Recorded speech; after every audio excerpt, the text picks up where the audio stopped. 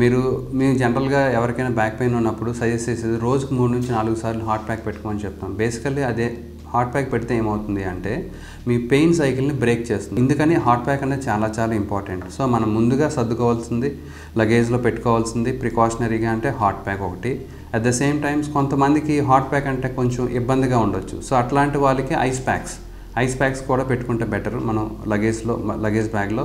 At the same time medications, చిన్న medications అంటే already doctor prescribe చేస్తారు కదా ఏదో ఒక మెడికేషన్స్, అది కూడా ప్రాపర్గా పెట్టుకోవాలి. మనం జనరల్గా ఏం చేస్తాం, సర్దుకునేటప్పుడు అక్కడ ఇక్కడ పడేస్తాం. అట్లా కాకుండా ఏ ప్యాకేజ్లో అంటే ఇప్పుడు మనం స్ట్రిప్స్ ఎట్లాంటివి ఉంటే అట్లానే స్ట్రిప్స్ పెట్టుకుంటే బెటర్. లేకపోతే ఏమవుతుందంటే ఒకదానికి బదులుగా ఇంకొకటి వేసుకునే అవకాశం ఉండొచ్చు.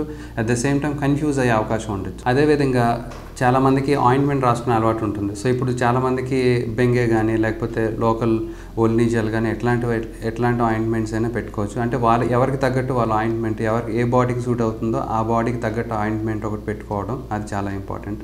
అట్ ద సేమ్ టైం అన్నిటికన్నా ఇంపార్టెంట్ డాక్టర్ ప్రిస్క్రిప్షన్, అది చాలా చాలా ఇంపార్టెంట్ అండి.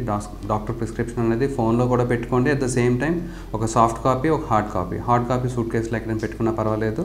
At the same time soft copy అనేది మన మొబైల్లో ఉంటుంది కాబట్టి పర్వాలేదు. అట్ ద సేమ్ టైం చాలామంది నాకు అడుగుతారు లంబార్ కోర్సెట్ అంటే నడుము పెట్టుకునే బెల్ట్లు వాడుకోవచ్చా, ట్రావెల్ చేసే పరిస్థితుల్లో నేను ఉన్నప్పుడు పెట్టుకోవచ్చా లేదా అని.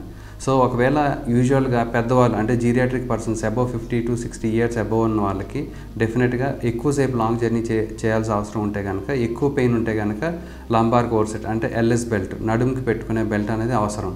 సో అది కూడా ఫ్రీక్వెంట్గా పెట్టి తీస్తూ ఉండాలి. అట్ ద సేమ్ టైం అలా పెట్టి ఉంచితే యూజువల్గా ఏమవుతుందంటే ఆ జాయింట్స్ అన్ని స్టిఫ్ అయ్యి మళ్ళీ లేచేటప్పుడు ఇబ్బందిగా మారుతుంది. ఆల్రెడీ మనకి బ్యాక్ పెయిన్ హిస్టరీ ఉంది కాబట్టి సీట్ సెలెక్షన్ చాలా మ్యాక్సిమం ఫ్రంట్ రో సీట్ని సెలెక్ట్ చేసుకోవడానికి ట్రై చేయండి. అట్ ద సేమ్ టైం బస్సులో అయితే కనుక మిడిల్ కానీ ఫ్రంట్లో కానీ పుష్ బ్యాక్ ఉన్న సీట్లు అయితే బెటర్ అండి యాక్చువల్గా. లేదు అంటే స్లీపర్ బర్తులు అండ్ ఇప్పుడు చాలామంది బస్సెస్లో స్లీపర్ కోచెస్ ఉన్నాయి కదా, అదైతే చాలా బెటర్. ఈ సీట్ సెలక్షన్లో విండో సీట్ కాకుండా ఆ పక్క సీట్ ఉంటుంది కదండి, అక్కడ నుంచి లేచి నడిచే విధంగా ఉండేటట్టు చాలా ఈజీగా ఉండేటట్టు ఉంటే బెటర్. ఎందుకంటే ఫ్రీక్వెంట్ బ్రేక్స్ అవసరం. ఇప్పుడు చాలామందికి బ్యాక్ పెయిన్ ఉన్న ఒకే సీట్లో కూర్చుంటే నడుము మజిల్స్ అంటే నడుము చుట్టూతో ఉన్న కండరాలను గట్టిగా పట్టుకొని లేచేటప్పుడు చాలా ఇబ్బంది పడతారు. At the same time pain కూడా చాలా అగ్రివేట్ అవుతుంది.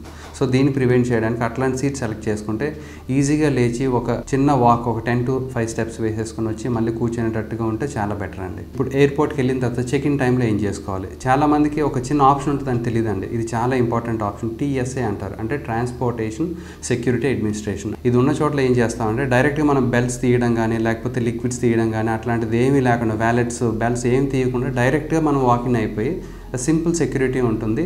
దీనికి సెపరేట్ థంబ్ ప్రింట్ అనేది ఉంటుంది. సో దీన్ని TSA అంటారు, ట్రాన్స్పోర్టేషన్ సెక్యూరిటీ అడ్మినిస్ట్రేషన్. ఇది ఉంటే కనుక చాలా ఈజీగా ఉంటుంది. ఎందుకంటే ఫ్రీక్వెంట్గా ట్రావెల్ చేసే వాళ్ళకి చాలా ఉపయోగపడుతుంది. మనం ఎన్ని ప్లేసెస్ చూడాలో అంటే ప్రాపర్ రెస్ట్ ఇచ్చేసి ఫ్రీక్వెంట్ రెస్ట్లు ఇచ్చేసి ఫ్రీక్వెంట్గా రీహైడ్రేషన్ అంటే వాటర్ బాగా తీసుకొని ఉన్న టైంని కాస్త జాగ్రత్తగా యూటిలైజ్ చేసుకుంటే బ్యాక్ పెయిన్ ఎక్కువ కాకుండా మీ డెస్టినేషన్ ప్లేస్లో ఉన్న ప్లేస్లని జాగ్రత్తగా చూసుకొని మళ్ళీ ఇంటికి తిరిగి రావచ్చు హ్యాపీగా.